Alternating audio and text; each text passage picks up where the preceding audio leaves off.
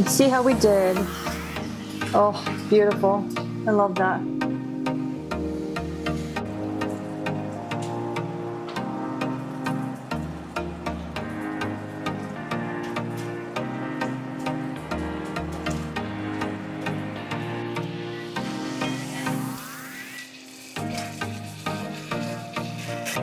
And it's so tasty, so good. So, gonna dig in and feast. Welcome back to the channel. It's Tatiana of Meat-Based Tati. I'm so glad that you're here. So instead of starting my morning out with coffee, I'm going to be starting out with some raw milk. I haven't had coffee in about 4 months or so. And so sometimes if I'm wanting a little drink in the morning, I'll have some raw milk since, I don't have that morning coffee anymore.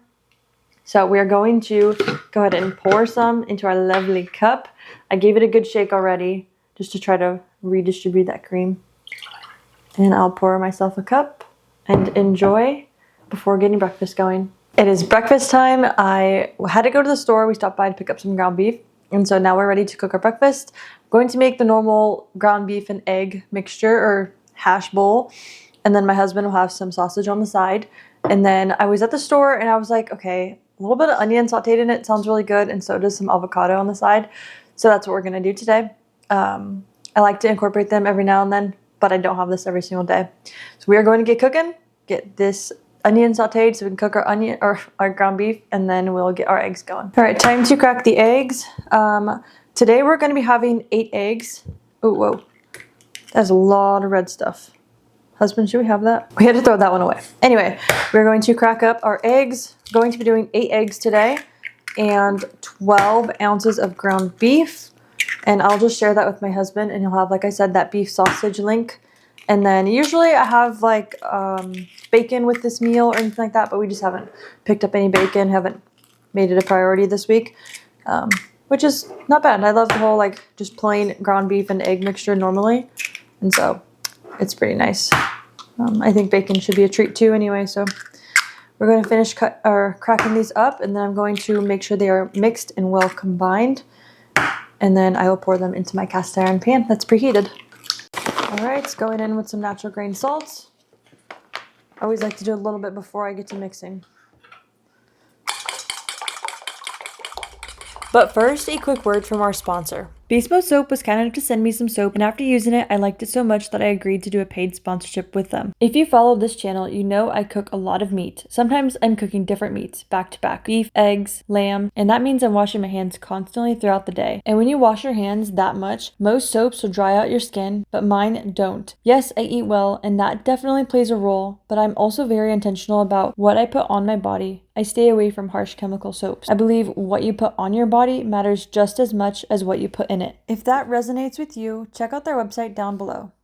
First, we're going to toss in the ground beef after our onions are nice and sauteed. And then I will break that up nicely. We'll just toss that away. And then next, I have some bacon grease already on here, and my pan is pretty hot. So now I'm going to run it with a little bit of butter. And then as it's foaming before it burns, that is when the magic happens, when I get to put the eggs on. Beautiful. Bubbles are happening, separating from that pan. Hopefully it's a good one. Let's see how we did. Oh, beautiful. I love that. Everything is cooked, and it's time to plate it. I did my avocado on the side, sliced like that. And then now we are going to pour or dump, I guess, this ground beef into the plates. And then again, I'm sharing this with my husband, so I'm plating him as well, because the husband's got to eat too. The handsome cameraman needs to be fed. And so we'll be portioning these out, and then I will add some eggs to each of us. And then I'll give him this lovely beef sausage. I don't need that on anymore. And then we'll do some eggs. And then I melted some Gruyere cheese on top of the eggs. I love doing that just right before they are done. Oof, look how cheesy that looks. Just so it doesn't dry out the eggs too much, because I toss them into the oven so that it can melt on top. And I don't like when it's like in that midway point where it's not quite warm, but it's slightly warm and slightly cool. I don't like that texture of cheese. I want it to be fully melted, or I want it to be fully cold. And so We're going to continue to finish plating this up, and then we are going to enjoy breakfast together. It's dinner time. I'm gonna be cooking up this lovely bone-in ribeye tonight. It is a nice thick one. I'm very excited. We usually get the thinner ones, and so when we get to have a thick steak, it is just always just a good thing, extra good thing, because steak alone is good. But when you can get a thick one, they're a lot more forgiving when you cook it. It stays rare a little bit longer, and so it doesn't cook up as fast. And so you can get to your desired temperature with a little bit more of like a laxed feel. Still haven't mastered steak cooking, so I never feel like I'm, on top of it. But one day we'll be, master chefs over here with steak. But anyway, we're going to cook this beauty up. I have some tallow that I'm going to use.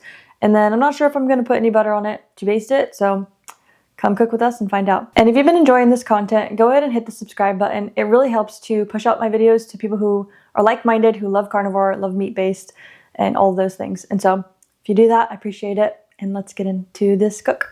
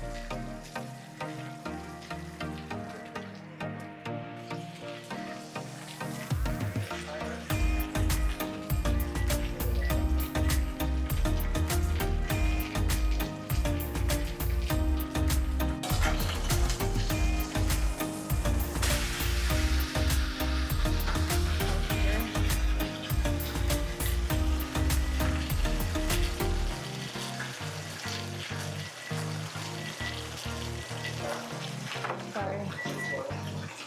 120. Just finished and pulled this off nearly. Let it rest just a little bit. And then now I need to take off the bone first and make sure I don't leave any little tiny pieces. It's not like a hard, thick bone today. It's just a little sliver. You can kind of see. And so we're gonna check it out, see if we did a good job. Hopefully it is not overcooked. Ooh, that looks good. Good for me. Got it all cut up. It did cook up a little bit too much for our preference, so just a tad bit overcooked for what we like. But that's okay. It still looks juicy. It's still gonna be really good. It's still gonna be really tasty. I did want to pair it with a little bit of some whole fat cottage cheese. I like just eating cottage cheese on the side. It's like that saltiness, the cheesiness. It's tasty to me. And so I'm gonna enjoy that on the side, and then I'm gonna dig in.